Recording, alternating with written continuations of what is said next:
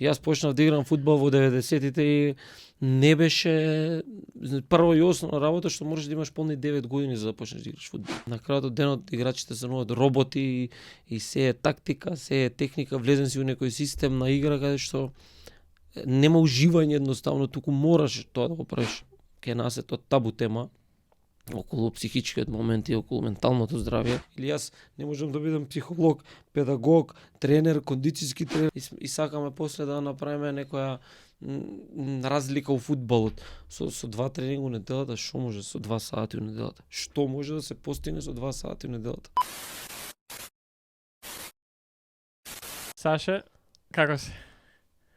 Па, добро, фала на прашање, малце така со обврски изморен, ама се трпи, не е страшно. Да, добре што се фативме измеѓу турнири, измеѓу тренинзи, па некако се договоривме Да, се најдовме. Да. Ајде пред да навлеземе да збориме за фудбал, за како да се биде тренер, за работа со деца, за тој ментален аспект што иде со село тоа, што е за тебе ментално здравје? Па овака, искрено не сум размислувал долго на таа тема што е за мене ментално здравје, меѓутоа кога веќе би дал некоја дефиниција, би исклопил. Искрено мислам дека треба да се ужива во секој момент што ни го носи животот, поради тоа што знаете како многу брзо се случува се во животот, се стануваш, легнуваш со мал милион обврски и реално никој не си нашол 5 минути оддишка, да речам, да застане, да се праша што со себе, што правам јас сега во моментов. И знаете како влезени сме во некои бубањи, само не сме нашле време за себе. Мислам дека кога станува збор за менталното здравје, многу е важен моментот да имаме барем 5 минути у денот да си посветиме на себе, да застанеме на крајот од денот пред огледало да се прашаме како си, како што ме праша, дали си добар, дали ова што го правиш сега во моментов е она што си го замислувал некогаш да го правиш во животот. Така да јас кога станува збор конкретно за мене, мислам дека моето ментално здравје е многу добро, поради тоа што уживам во работава што работам. Затоа што цел живот сум го работел ова и знаете како си се пронедов многу и ги правам тие сите некои работи кои што кога бев, да речам, млад фудбалер, моите тренери не ги правеле за мене. Затоа си дадов јас, кога почнав за тренерството, си дадов јас некој си гол, некоја си цел, си дадов јас дека ќе правам се она што никој не го правил во минатото за мене и мислам дека сум на добар пат и мислам дека многу дечиња што поминале покрај мене може да го кажат тоа дека јас сум еден, да речам, се излага како да се фалам. Меѓутоа мислам дека сум еден од, да речем, подобрите тренери за ментално здравје, зборам, за да се даде мотив, за да се даде кураж на децата за да продолжат и за да не се откажуваат. Да, тоа е интересно. Знаеш, многу често мислам дека имаш две опции која, ако си бил спортист и станеш тренер, или го правиш тоа што тренерите ти го правеле тебе, пошто така знаеш, немаш, ама мислам дека во денешно време со сите информации што ги имаме, со сите можности да доеш до начини на работа со деца, до авторитети па да читаш книги, едно да се дообразуваш, има и другата опција кај што го правиш многу поразлично така од тоа што го правеле на тебе, бидејќи знаеш дека не функционира или дека може да се одрази на некаков негативен начин. Така си е. Знаете како искрено многу, како што кажавте, многу е различно времето кога не се многу години поминати, меѓутоа многу е различно во последниве 5 години, е поразлично не па во последните 20 години. Јас почнав да играм фудбал во 90-тите и не беше прво и основна работа што можеш да имаш полни 9 години за да почнеш да играш фудбал. Втора работа сега е разликата, прва и основна што сега децата почнуваат на 4,5 години да играат фудбал. Значи многу изменето прво на тој момент, а второ да не правиме муавет за сите тие ствари што се случуваат, конкретно анализи, компјутери, порано немало тоа. Порано не знам за мерачи, за пулс, за едно за друго, значи порано излагаш на терен и уживаш во тоа што го правиш. Сега е на крајот од денот играчите стануваат роботи и се е тактика, се е техника, влезен си у некој систем на игра каде што нема уживање едноставно, туку мораш тоа да го правиш. Гледаме светскиот фудбал што се случува, значи секој втор ден надпревари, секој втор ден, не знам, и тоа збориме за сериозни надпревари, не збориме пријателски надпревари. Така да многу е сменето и многу под поголем стрес и под поголем и под како да се изразам, под имаат децава, имаат многу повеќе, многу помалку опции и време за одмор. Едноставно они се влезени у тој систем каде што они еден ден имаат одмор и и за тоа само психички јаките деца успеваат на крајот денот, тоа тој што може да го издржи тоа темпо на живот. А искрено ке нас е тоа табу тема околу психичкиот момент и околу менталното здравје. Ретко кој си дава нели или па оди да збори со професионално лице во врска со тоа, така да многу се тука е проблемот кај нас. Јас мислам најголем проблем е менталното здравје и психичкиот момент кај сите фудбалери. Не дека ние заостануваме со талент далеку, ние сме на Балканов, ние сме една од најталентираните нации. Тука зборам во целиот свет. Меѓутоа проблемот е тој психички момент каде што ние се задоволуваме со една прсте, а можеме да имаме цела рака. Ние со првите, сега јас кога често го кажувам, ние секогаш со првите заработени трескам 10.000 евра ќе отвориме кафич или кафана, успешен фудбалер и ќе се правиме, или спортист, не мора да значи фудбалер, и ќе седнеме и ќе кажуваме како сме играле и што сме правеле за да другите у свет, Криштијано Роналдо земено за пример, теретана.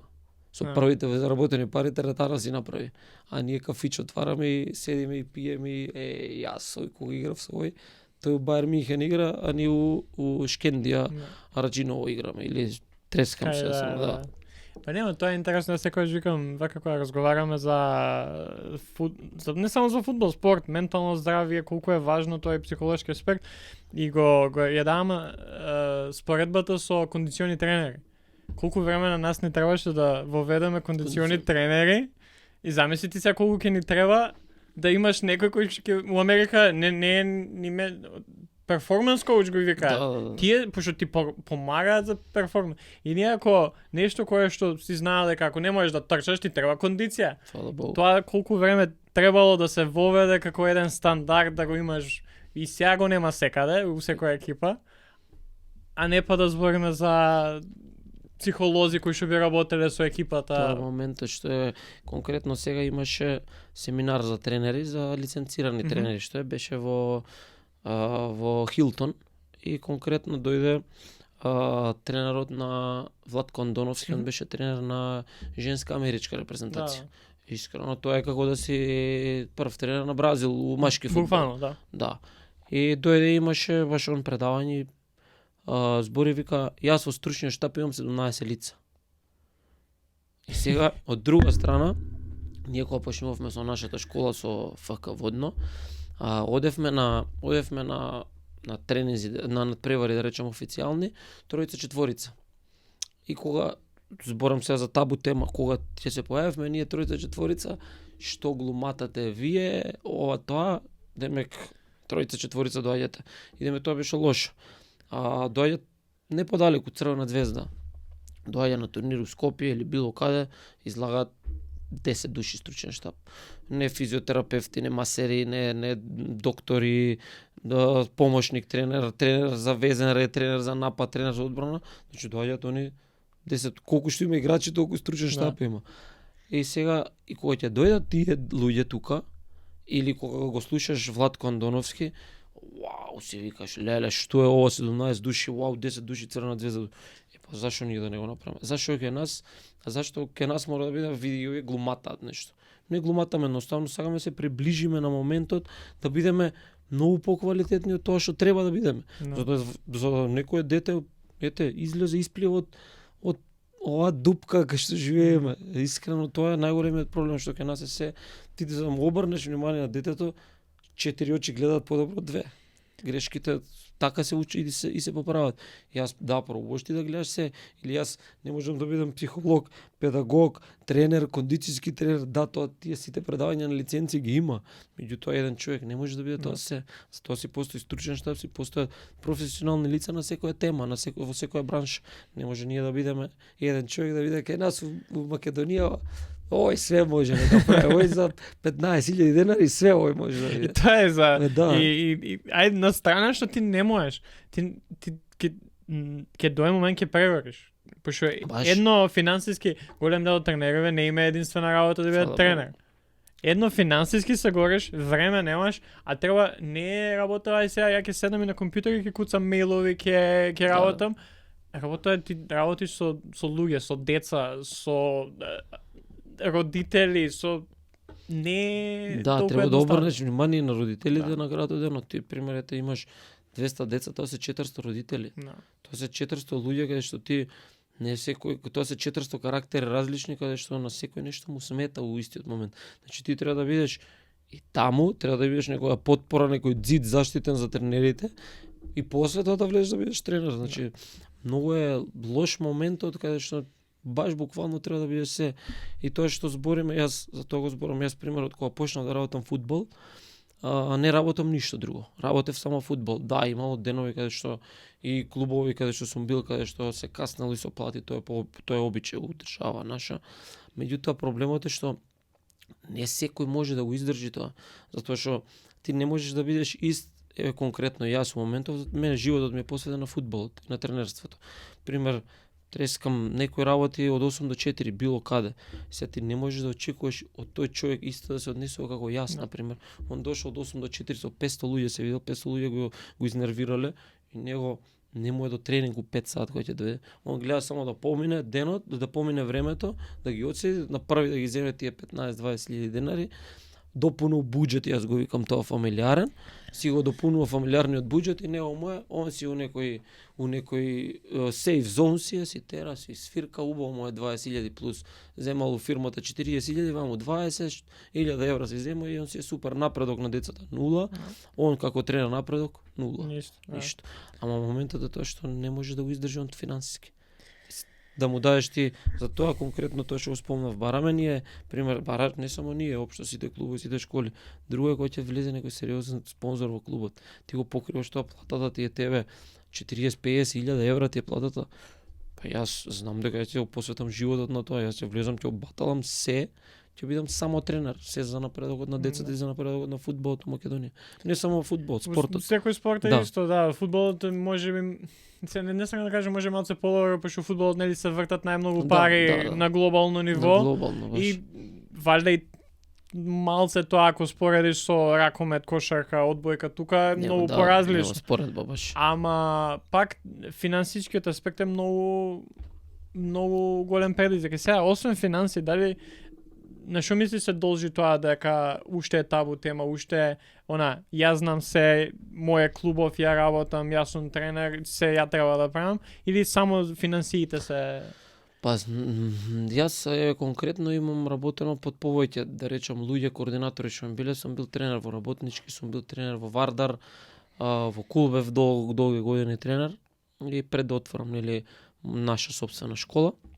Моментот е што пример на крајот од денот, да речем, ти немаш слобода да се изразиш, да наметнеш некој твој стил на игра.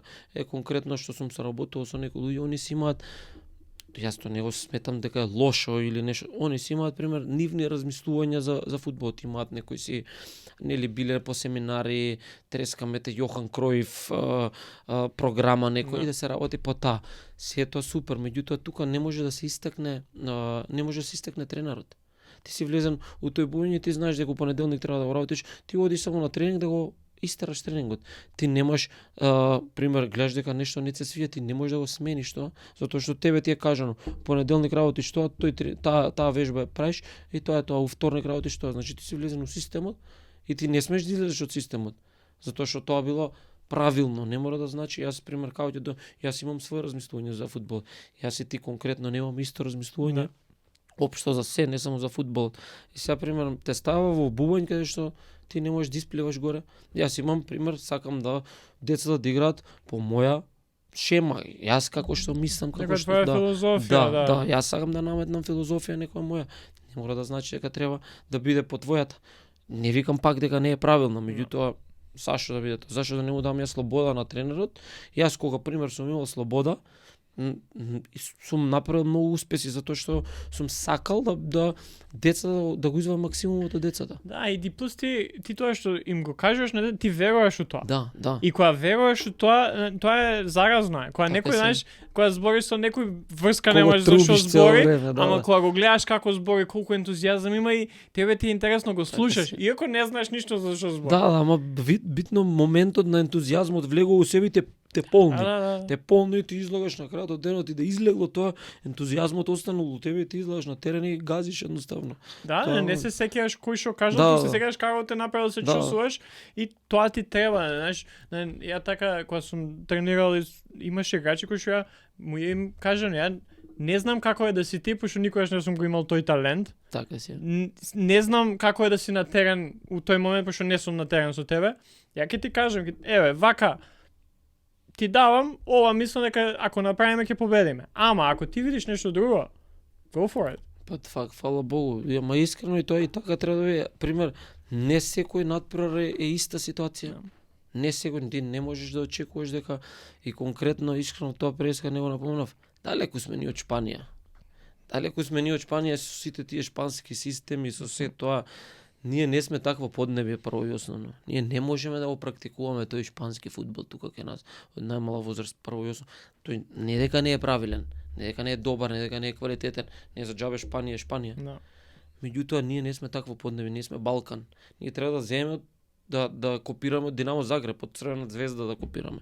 Од таму треба да земеме нешто што би било, што би повеќе ни одговарало. Ние не можеме да бидеме Барселона, затоа што прво и децата не се такви. Да. Ти не можеш да му го наметнеш детето, ти денеска Меси ќе видиш како ќе биде од Меси. Кога ние Меси тој е еднаш у милион години. И тоа е тоа. Реално моментите се тие каде што тренерите кај нас треба да имаат поголема слобода, не треба да бидат внесени во систем. Осте го нека работи. Дај му 6 месеци, дај му година дена.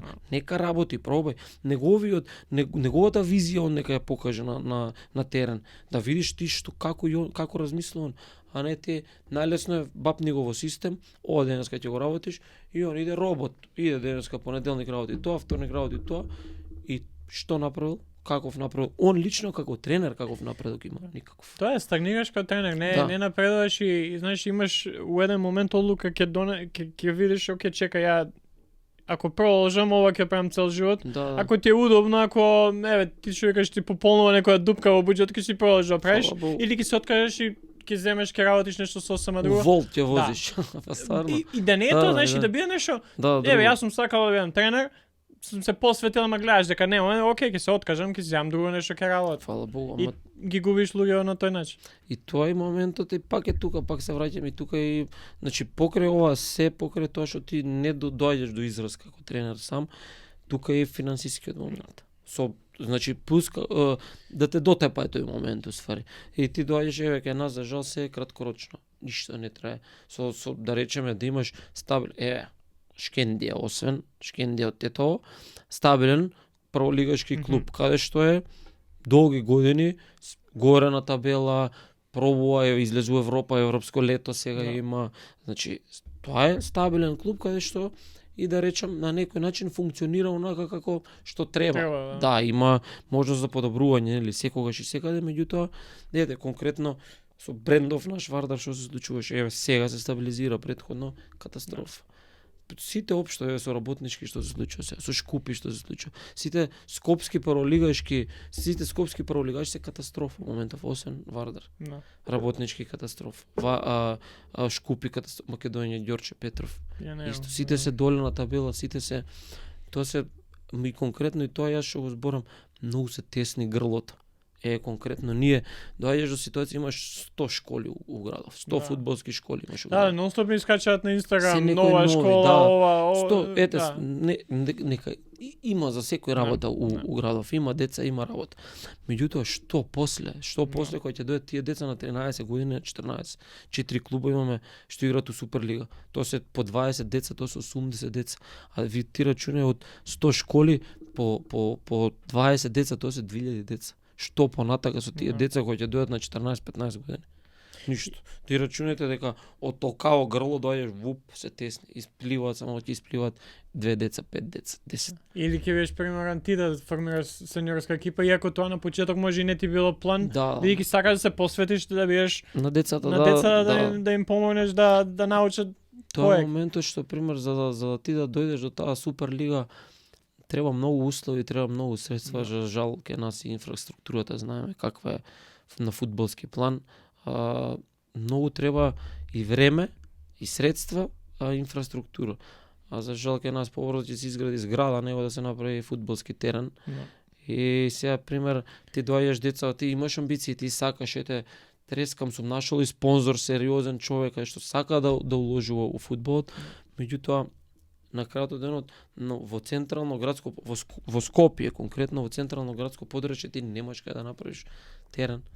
А за да ти направиш на периферија ти треба дополнително комбиња за ти да ги земаш деца да ги носиш. Тоа се дополнително трошоци. И не можеш ти да доеш до ситуација окей, со тие клубови се, меѓутоа презаситено се тука, нема деца каде и затоа и се откажуваат на 15, 16, 17 години. Баш ка пубертетот и баш ка тоа што немањето избор. Ти немаш на 15 години избор, имаш 3 клуба. Сега има некој талентирано дете, ти си помал за талентирано, меѓутоа тоа не знае дека на 18 години ти нема да го стигнеш тоа дете.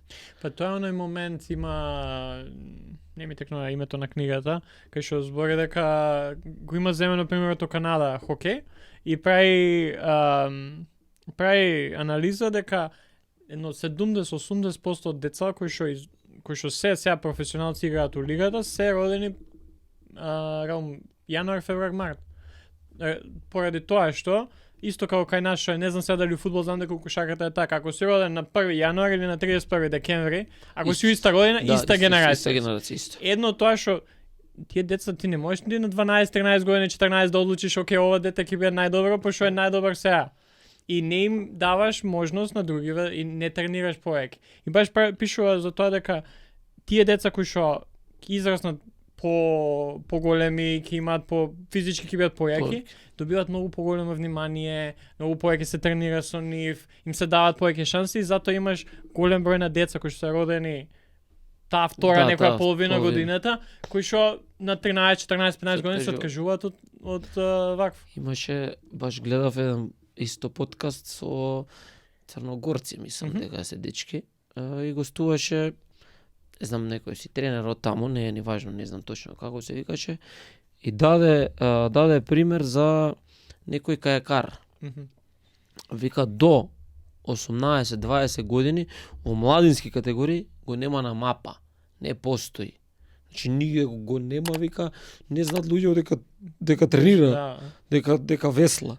Вика, зада од 20 година понатака 4 пати светски шампион. И вика, како ние да знаеме, конкретно и други примери имаш. Еве, јас си го земам мојот омилен играч Зинедин Зидан. Зидан до 21 година никој не знаеше дека игра фудбал. Од 21 натака експлодира човекот, освои се што може да се освои. Тоа моментот што баш поради тој момент го кажав се тесни грлото, ние не можеме да знаеме кој дете ќе исплива на крајот од денот. А немаме избор, немаме опции, немаме варијанти кај нас. Затоа што ние го гледаме, сите сакаме, вклучувајќи ми мене, сега конкретно јас како тренер, преби стел некое поталентирано дете да почне да игра, него некој понеталентирано, што е и нормално, што и така тоа функционира. Меѓутоа ние не знаеме што би било за 10 години од сега, како би се развило талентирано дете и ова неталентирано дете. Ова може и да го фати неталентираното, да работи ќе го стигнам, па што сака нека биде. А овој си е у сейф зон, си тера, јас сум добар, си тера, си тапка, мал милион деца такви мало што се откажале. Да, пошто на крај на денот талентот е голем дел, нели, од причината зашто некој спортист ќе исплива и ќе стане професионалец, ама ако ти го немаш оно останатото, работна етика, карактер, психички ако не знаеш како да се справуваш со предизвици, џабе ти е тебе талент. Џабе се. Искрено џабе. Мислам моментот напорната работа над се. Или кој ќе кажат ете така фудбалски да речам познавачи, многу е на дете. Што е многу било 5 тренинга, 6 тренинга у неделата. Како е многу? Кога тие деца дома не лежат, кои ќе се отидат после тренинг. Тие деца се активни. Да. И зашто е да не биде активен на начин што е правилен, не одиде дома да лупа, да треска, да прави некои глупости. А вака ти си активен секој ден, ти го трошиш тоа дете. Да, го трошиш, ама му го трошиш квалитетно времето. Да. Да речам фудбалско образование, ти му го трошиш, ти не може и сакаме после да направиме некоја разлика у фудбалот. Со 2 тренинга у неделата, што може со 2 сати у неделата? Што може да се постигне со 2 сати у неделата? Да. Ништо. Со 2 сати у неделата да седнеш, не знам, да читаш, па нема да научиш да читаш, а не па да земеш да играш фудбал, што реално фудбалот стана и наука и се.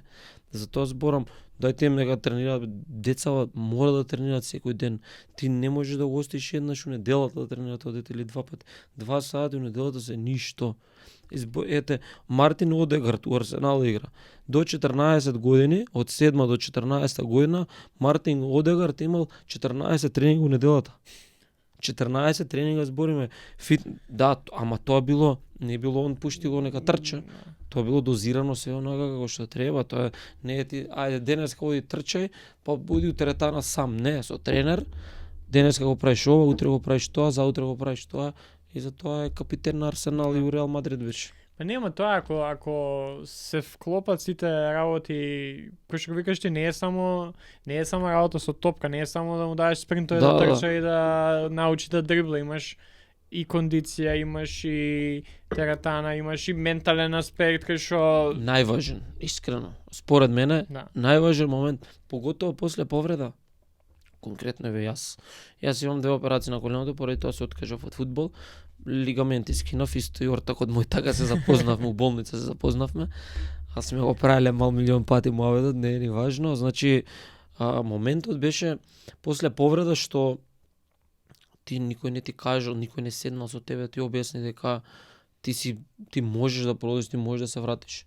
Ти живееш после, јас се мачев, например, некои 2 месеци се мачев со повредата, чашката ми излегуваше, некои такви ствари, и мене ми влезе страф у глава дека што и да направам и после операцијата, дека пример ако влезам јас доле у дуел на топка, доле со стапалото, дека мене паќе ми излезе чашката и мене ми влезе тоа во психа, дека јас имам проблем.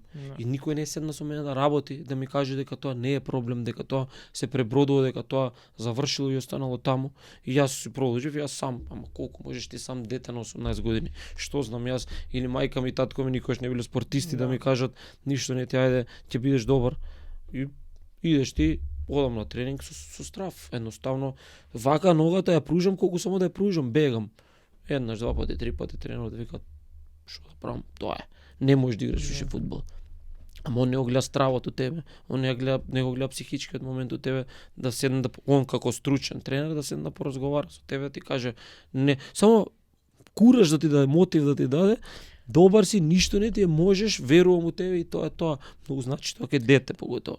А не само за повреда, за многу работи. За многу, да, општо и те трга од состав, не ти збори, не ти па љут ти е. Зашто си? Дај ми објаснување на крајот денот. Тоа и тоа си сгрешил. Дај ми објаснувањето, не да, и он те трга готово, не те става у состав и љут ти он. Зашто си ми љут? Не знаеш самиот, да бега и готово и не ти премува. Дојди си не објасни ми, не може не те ставам у состав и тоа е тоа готово. Нема, и тоа е, ја го имам видено и професионални спортисти, па и младенски поготово, пошто кај деца поготово е тоа многу повеќе важно. Знаеш, кога ќе дојдеш возрастен класи и сам знаеш и окей, можеш да одлучиш, окей, немам помош од тренерот, ама ќе последувам психолог или ќе имам своји луѓе со кои ќе разговарам, кои ќе ми помогнат на тој начин. Со деца кога работиш, многу е важно да знаеш како да се и не можеш со секој дете исто. Не можеш. Значи на некој дете функционира тоа дерење, викање, сум видел и тоа знаеш се нервирам некојаш кога функционира, бидејќи знам дека истиот тој тренер ќе проба истото со сите поради тоа што гледаш со него, со Саше, гледаш како го правам, дава голови главен играч. По моментот јас имав една ситуација, тоа што го збориме, имав една ситуација, лани бев тренер во работнички, дојдов и до прва екипа бев помошник, меѓутоа работев и со младинците паралелно. И имав една ситуација со едно детенце 2006 уште игра фудбал. Гори од желба детево. Едноставно што гори од желба дури не може да се контролира. На тренези си еден, јас пробувам со А другарски затоа што таков ми е односот. Прво другарски, мислам се знае до одредена граница, не може да бидеме другари јас и тие деца. Меѓутоа до другарски до одреден момент каде што знам дека тоа функционира добро затоа што се покажало во минатото дека функционира добро и децата давале резултати, излегувале на површина, испливувале. И сега он доаѓа на ситуација, јас седнам, шефе ме вика сам да поразговараме малце. И ајде да го викнав во соблекувална, седнуваме. И јас го гледам тој момент, вика јас шефе не можам да се контролирам не можам да ги контролирам емоциите на надпревар. Он влага, пример јас го ставам од клупа и оно што не може да ги контролира емоциите е преагресивен. Значи влага он агресивно, се тепа, он за да се докаже кај мене и за да се докаже кај неговата фамилија и кај сите останати, он е преагресивен и он тоа што е веќе преагресивен не може да се контролира на самиот терен. Влага стартови, не знае едноставно што прави со себе во тој момент. И јас еднаш два пати и доаѓа шефе да поразговараме и седнуваме. Викам проблем, што вика не знам, шефе јас ме гледат. Викам ти не можеш да си контролираш емоциите, имаш проблем. Викам ништо не е страшно и не е ништо лошо ако ти отидеш и посетиш психијатар, психолог, детски психолог посети или викам има удржава 2-3 вика фудбалски психолози. Оди викам поразговарај, тебе ти треба стручна помош. Јас и ти може да седиме да разговараме колку сакаш на таа тема, ама јас не можам да ти допрам на точката што ти е проблем. Ти едноставно мораш да најдеш некоја стручна помош, што тебе ќе ти дојде до болната точка кај ти е за да го решите тој проблем. Послуша, ми се јави мајка му, викам вака и вака, јас викам ова го правам за доброто на него, не го правам за тоа што јас го мразам или не го сакам, плюс тоа викам не ништо страшно. Си дојде, си почна си оди детево, се прероди. И од такми ново дете, буквално ново дете, фудбалски талентиран, уште игра фудбал, значи едноставно тоа се смее, вика и жаре го кажав, баба му уште ден денеска ме благословува, кога да ме види, ми го спаси детето, ме бацува ме гушка. Така да, значи тие се моменти кај што едноставно децата не можеме, пак ќе кажам, ние тренерите се да решаваме на терен или у соблекувална. Да, ти за мотивација треба да си таму, ти за се, меѓутоа внатрешно себе јас не можам да допрам у секој дете. Затоа што не го знам тоа на крајот ден. Да, знаеш, на крајот на денот ти имаш уште 15-20 други деца со кои што работиш, така? Ти ако со сите се посветуваш нон-стоп цело време, не можеш. Да. Јас секогаш го давам примерот, малце оф топик, ама знаеш, Исус, ако го гледаме како историска личност и како некој кој што живеел, он колку ученици имал? 12. Значи, он ако има и од нив, ако навлезеш, он највеќе бил со тројца од нив. Да, фала Богу. И ако некој таков, значи има мал милиона луѓе, CEOs, директори, професионалци кои што ти не можеш со 20 луѓе да им се посветиш исто време. А ти како тренер, фудбал поготови, имате по 20, по 25, 30 деца. У екипа имаш, да, толку 20-25 деца. И се замисли ти сите деца да дојдат да кажеш коуч нешто ми е. Ама секој е различен карактер, прво, секој има различен проблем, второ. И сега јас треба да седнам да отворам, да ставаме на фотелја, да седнам и да ги слушам, они да ми кажуваат, јас да ги слушам. И реално, да. И тренингот сами нека го прават. Ма тоа е моментот што баш е за жал пак и се вртиме и доаѓаме до тоа дека тоа е се, значи некој не можеш да дојдеш до ситуација да го направиш тоа во твојот клуб без финансиска поддршка. Пак и да го ангажираш ти тој спортски психолог треба да платиш. Тоа е, За да организираш ти фитнес тренер треба да платиш. За да организираш ти мастери, физиотерапевти, тренер на голмани, едно друго, тоа кошта пари. И сега е моментот ти една година све супер и после по удолница. Јас се смеам у лер колата и пушти ја надале. Нека тера, па кај застане, да. Не може тоа за жал, а за жал ке нас се поретко и поретко дека тоа така функционира. Година, 2-3 у плафон си, и после си услободен пат надоле. Бам. И толку. Си имал момент кај што си кажал на себе, окей, готово, ја не можем поред, толку не. Имало да моменти каде што е конкретно во Вардар беше моментот кога бев тотално мислам, јас бев тогаш во Кул, 7 години бев таму тренер и ми приде нова структура на Вардар, ми се јавуваат на телефон, вака и вака сакаме, вика гледаме дека во меѓувреме јас држиме со Ортаков индивидуални тренинзи и доста добро ни одеше и што има некој новата структура, новото раководство на ФК Вардар тогаш, имаше некоја си нивна менаџерска компанија и сите играчи што им беа подпишани ги пуштаа кај нас да ги работиме индивидуално. И као задоволни од мојава работа се ми приоѓаат као сакаме да дојдеш со нас у Вардар. И јас као викам, окей, супер. Сам Вардар Да. сепак е. Име. Фала Богу, јас до тогаш не очекував дека ќе дојде ред некојаш во животот јас да бидам во Вардар тренер. Едноставно добри услови, добро се, као да прифаќам и тргам јас. Тоа беше после короната 2021 година. И јас јуни месец се договарам, од август месец јас почнувам и до нова година јас се чувствував како да сум тренер во Челзи. Најсериозно во база во хиподром. Апетисани, чуда, јадења, услови, боли глава, не знаеш што беше тоа. Јас пун себе, видам желен за тренинг, желен да затоа што јас никогаш претходно тие услови сум ги немал во мојата тренерска кариера, па ни па у фудбалската моја кариера. Јодам, правам, јас пукам од енергија, влагам внатре, газам, редовни плати, редовни примања, се. Јас викам, човече, баш дома со сопругата правам ово, јас викам, врвот го достигнав се у кариерава фудбалска. Викам, од ова нема доле, викам, само горе идам. Све супер. Одиме, терам, доаѓа нова година. Јануари месец треба да почнеме, за декемвриска треба да ни пуштат плата, декемвриската плата се касни. Ајде, еден месец викаш мање, више не е страшно. Втора, трета, февруари, март, дојде денар нема, пак. И ти идеш упорно, одиш, ајде пак у Вардар си, пак услови. Нема више тренирање у хиподром, треба да идете на друго место тренирате. Па одиме таму, па се менјаваат луѓе, па други тренери доаѓаат, па други координатори доаѓаат, па други директори доаѓаат и хаос се случува. И ти 3 месеци работиш со еден, 3 месеци работиш со други, се случува хаос. И доаѓам јас ситуација, октомври месец беше. Децата више приврзани со мене, јас приврзан со децата. Они гледаат дека тоа више не тоа се неуслови више за работа. Трениравме на Локомотива стара, тоа беше сега Локомотива Вембли. Да. Тоа беше кал. Немаше тревичка една. И деца како што правиме шефе, вика нема сакаме сите да си одиме. И јас као викам да ќе поразговарам што е, како и јас со најдобра мисла да помогнам. Ми излегува после ми извади мовети дека јас сум ги врбувал деца да си одат од клубот.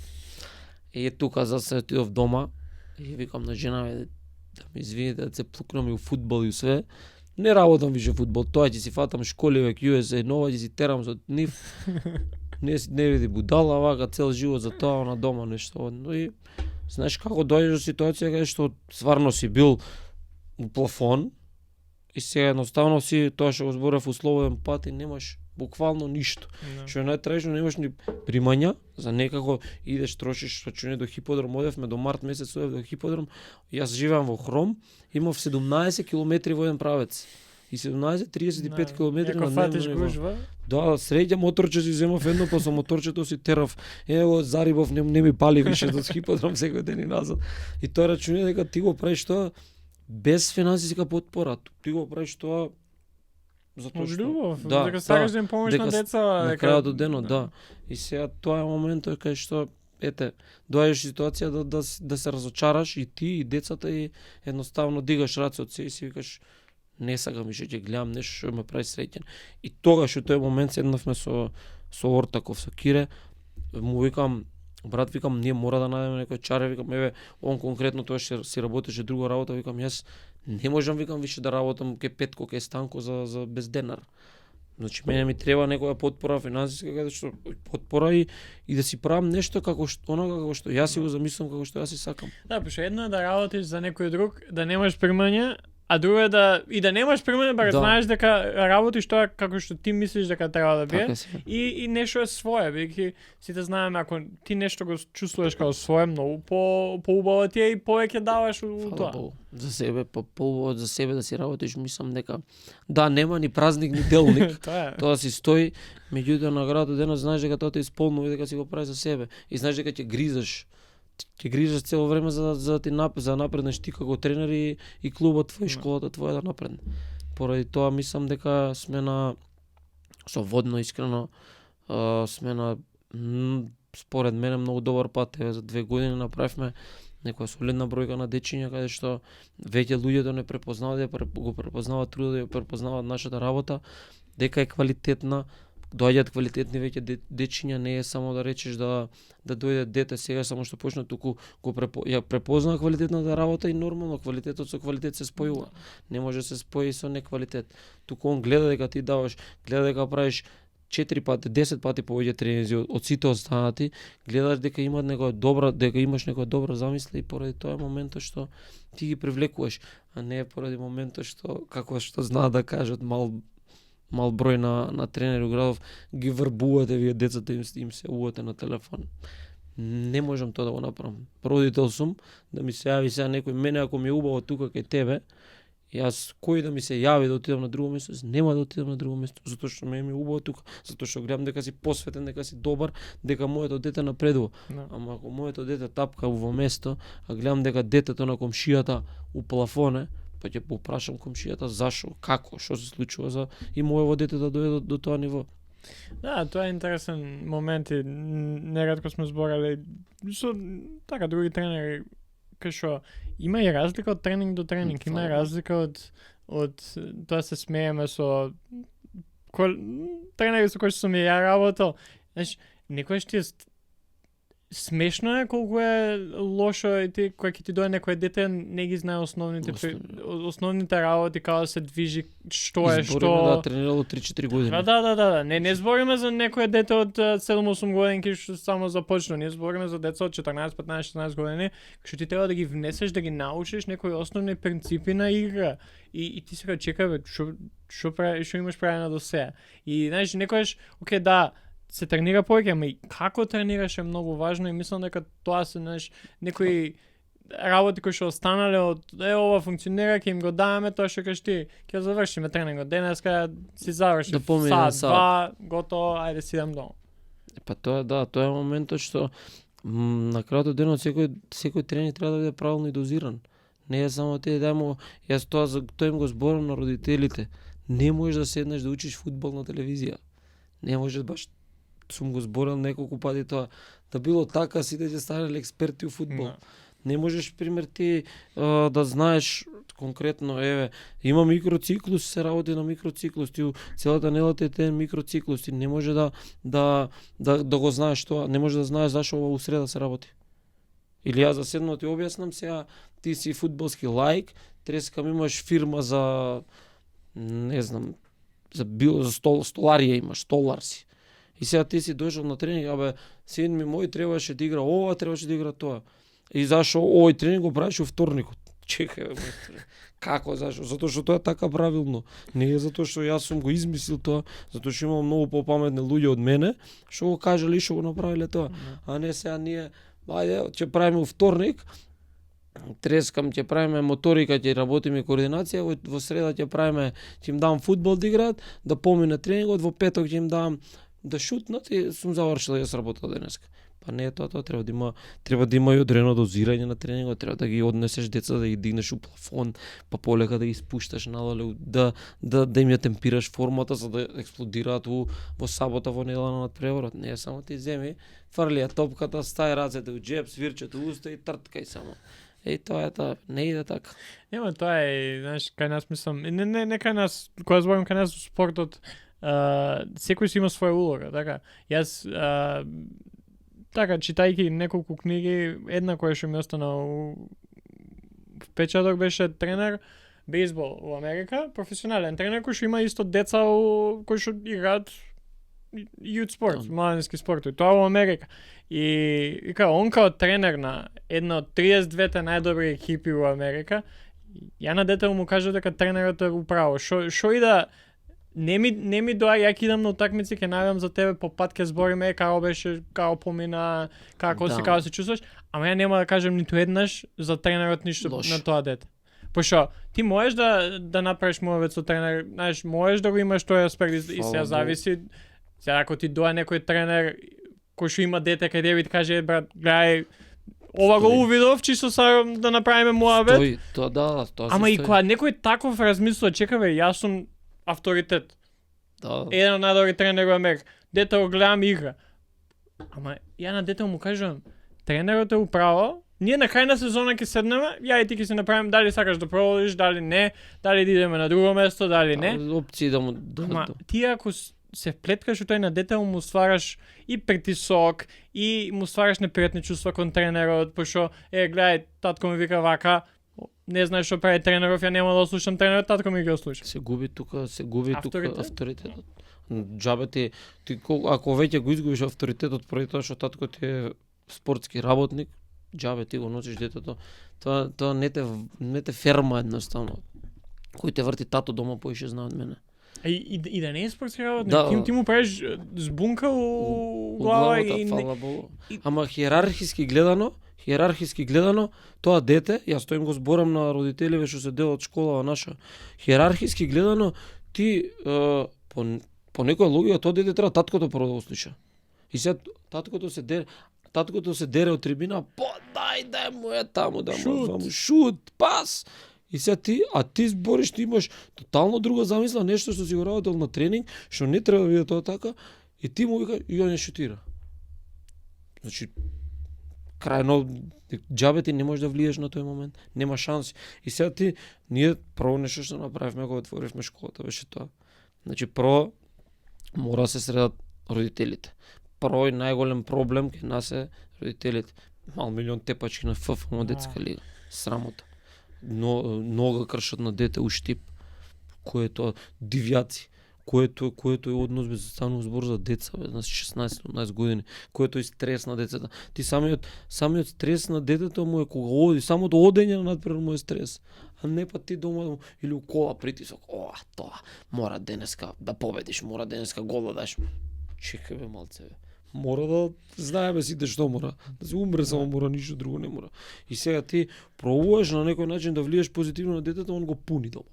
У кола. Го носи на кај надпревар, на терен и го пуни цело време. Ова мора, тоа мора. Не мора ништо. И детето знае што треба да прави, ама 600 информации у главата, хаос му се деша у главата, ти му збориш едно, татко му по пат му зборил друго и вика од трибина трето. Све испомешано. И после нема, и после се мислиш, окей, зошто ова дете на тренинг е вака, на утакмица вака. Да, ма им го фаќам. Некои ситуации, најсериозно ти кажам, стварно, искуство, вака, идам, ти ги гушнам и мислам, се гледа по самиот лик на детето, кој е вознемирано, кој е.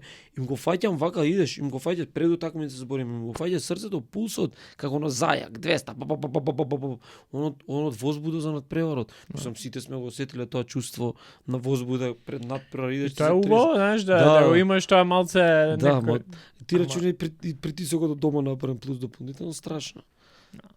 Нема, и тоа е многу тешко да знаеш и како и да овоочиш во моментов.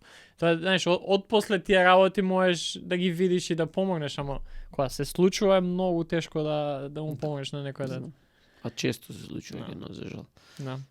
Баш во фудбал, тоа кошарка нема, ама во фудбал нон-стоп има, пошто не знам дали повеќе од такмици, дали повеќе луѓе. Поготово детска лига ФФМ има, да речем, мал милион утакмици, имаш сабота, недела, се игра по цели денови, од 8 до 6 се игра. По 40 минути надпревари има цело време. И пак го зборам, различни карактери на луѓе, кај што све смета. Има сега конкретно све суперставија помлади суди и деца. Тие деца 18 години, ти рачунеш што се случува, тој се дере од трибина родител. Бе, ваков си, таков си, тоа, цуе, реди се по... И тоа дете 18 години судијата. Тој прв пат во живот суди, шо да прави? Дошло тоа дете да учи со деца да суди.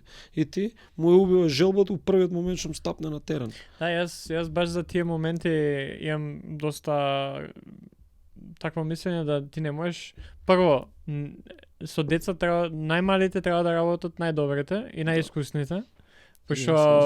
Пошто ти ние треба да најдеме начин како федерации, како организации кои што ги организираат тој надпревар, да ги вклучиш тие деца од 18-19 години што ќе дојдат и ќе судат, ама ти мораш да имаш искусен и судија и тренер, пошто ја тоа го имам увидено има генерации на деца кои што од мали ако научат, пошто тоа е, ние како растеме се помалци имаме можност да учиме, да менуваме некои работи. А тие дете едно од 11-12 години уште ако мал почне да му вика на судија, да не го одува, да тоа ќе продолжи на 18 години, ти немаш шанси да менуваш тоа. Виките се стварат кога се мали деца. И така ако ти му пуштиш детето на тоа дете ти не му помагаш, викаш ти ќе дојде ќе се откаже. Да, Еден викенд ќе заврши, ќе земе пари, ќе се откаже. Ама ако ги пуштиш најдобрите суди и им дадеш деца со нив да работат, дополнително. Он ќе гледа и ќе учи на крај. ние обратно идеме. Ние Да, најдобрите суди и тренери играат прва лига се. Да. Океј, таму се професионалци, таму не му треба да многу, таму треба се добро, кај нас колку професионално е, ама пак има голема разлика. Да. Тие тренери треба да бидат со... Не, има пример, има пензионирани суди, еден куп.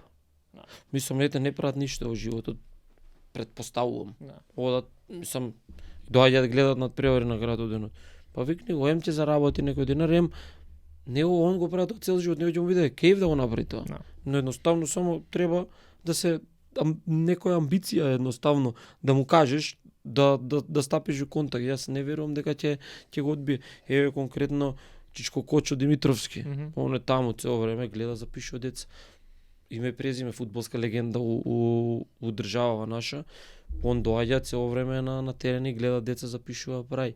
Значи тие се тие луѓе што треба да бидат таму. Едноставно тие имаат изострено око.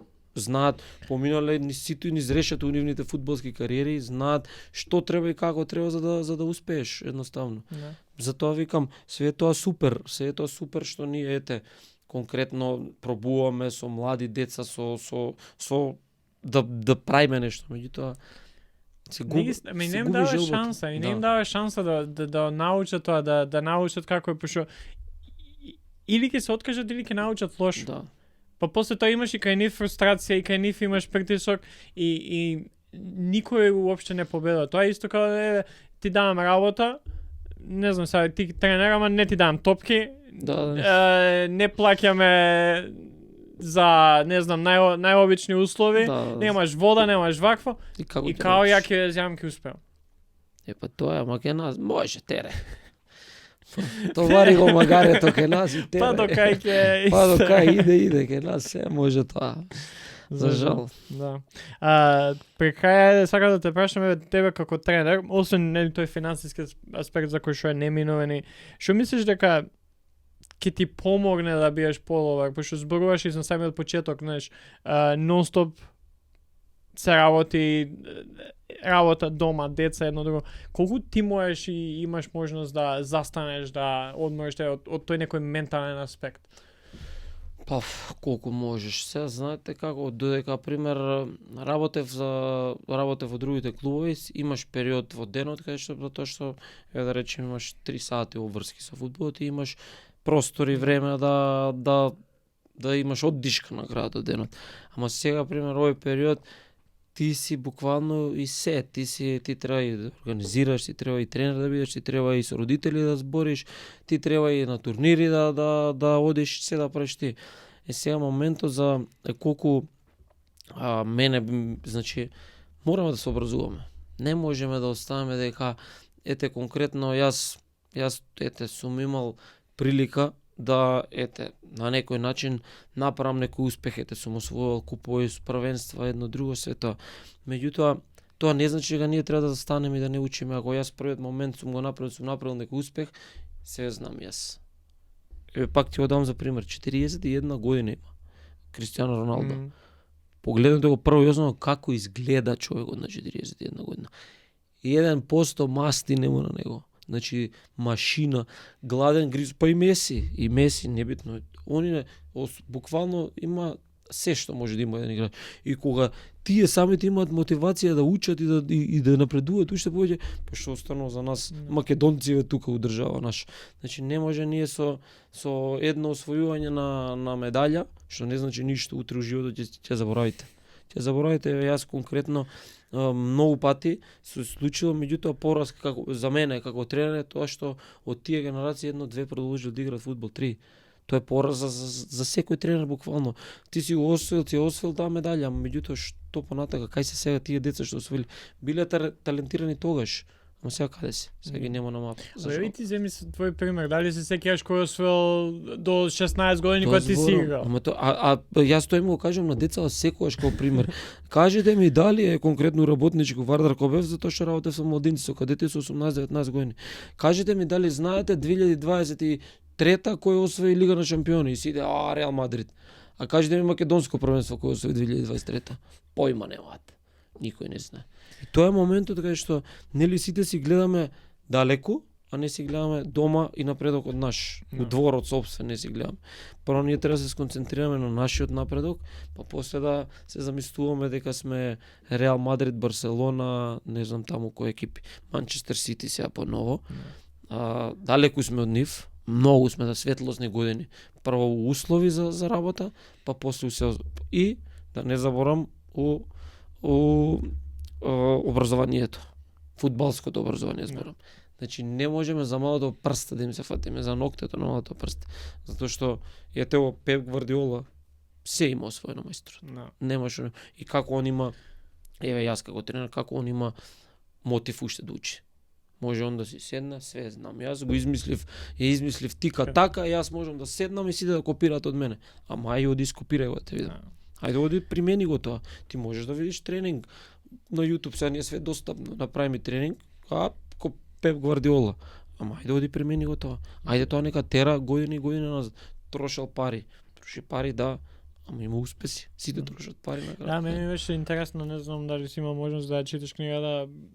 И Гвардиола првата година у Бајер Минхен, колку само низ тоа што прочитав, он тоа што опишува, тоа е ненормално промени колку правиш, пошто Шпанија, Германија, па начин на како размислуваш, па гледаш да се вклопиш во нивниот систем, па гледаш твоето да и сите работи од исхрана, од одмор, од кондиција, од тактика. Да, ама затоа имаш 30 луѓе позади тебе.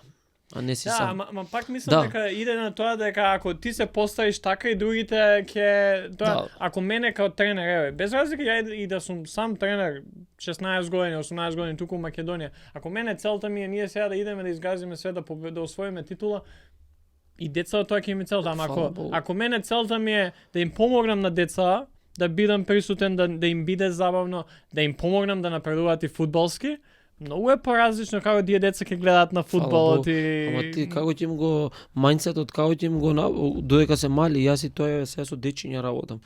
Мајндсетот мора да имаш ти менталитетот ти биде победнички, мораш ти да гризеш у секој момент, ти не можеш да се задоволуваш со ситно. Ја им давам пример секој со гумичките на теренот, нели вештачка треба има гумички.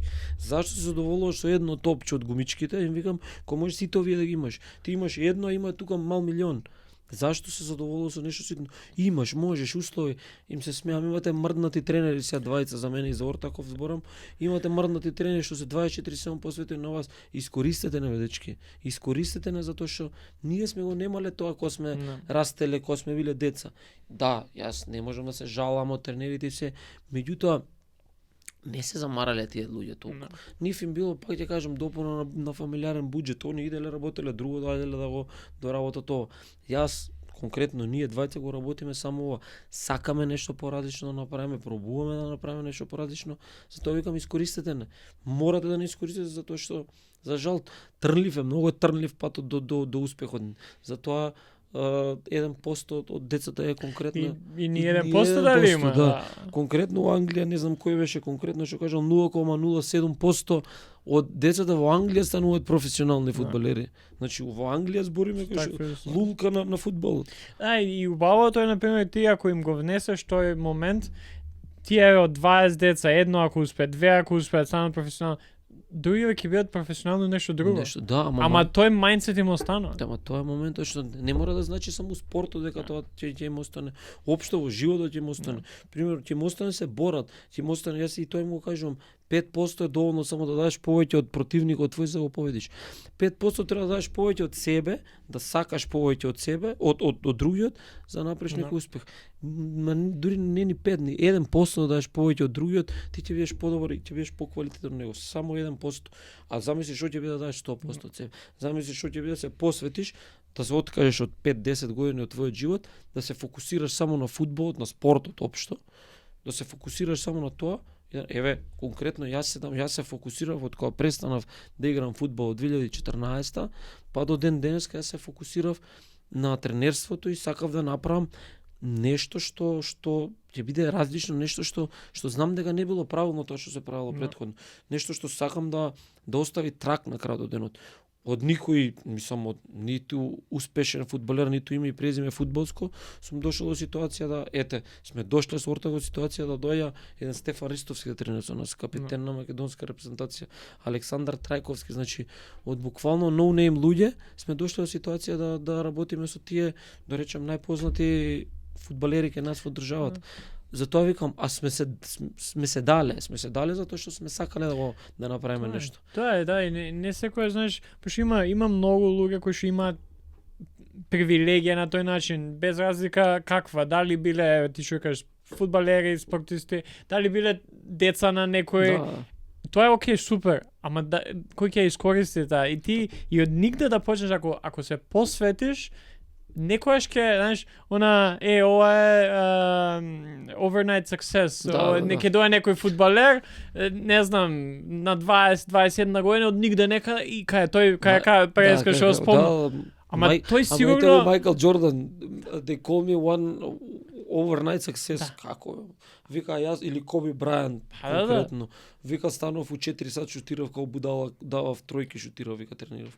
Не може. Не знаеш од каде, да. Тоа го зборам со 1 сат, тоа што го кажа ви преска, не може ништо да се постигне. Општо не зборам само во спортот, буквално во било која бранша, во било која кариера, што и да сакаш да правиш, каква и да сакаш кариера, со 1 сат од денот ништо не може да постигнеш. Или идеш од 8 до 4 работиш и после дигаш раце и готово ја завршив, а имаш на грб уште мал милион работи да ги завршиш. Да, не можеш, ти дома така да се поставиш со твоите дома, ти така си. Жена ќе те остави, деца ќе те заплакаат. Така си е. Така со 1 сат од денот, да. Не може, ти мора да бидеш целосно посветен. Да, има време и за одмор, има време и за забава, за што и да. Ама пак ти можеш да знаеш, окей, ја ова го правам заради ова.